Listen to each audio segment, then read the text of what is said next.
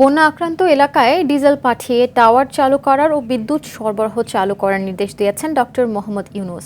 বিকেলে ৪৪টি এনজিও সংস্থার সঙ্গে বৈঠক শেষে কথা জানান প্রধান উপদেষ্টা প্রেস সচিব শফিকুল আলম।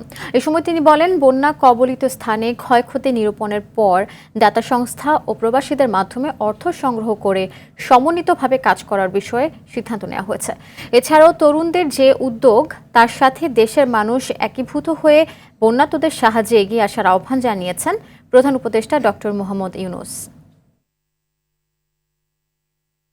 এই যে তরুণদের যে উদ্যোগ, সে তরুণদের যে প্রেরণা, তার সাথে যেন সারা বাংলাদেশের সবাই যেন একত্রিত হয়ে এই বন্যাতে ঝাঁপিয়ে পড়ে। আমরা চেষ্টা করছি ডিজেল পাঠিয়ে ওইখানে যাতে টাওয়ারগুলোকে যে কোনোভাবে যেন চালু করা যায়, যতটা রিমোট এলাকায় যাওয়া যায় এবং যত দ্রুত বিদ্যুৎ সরবরাহটা চালু করা যায়।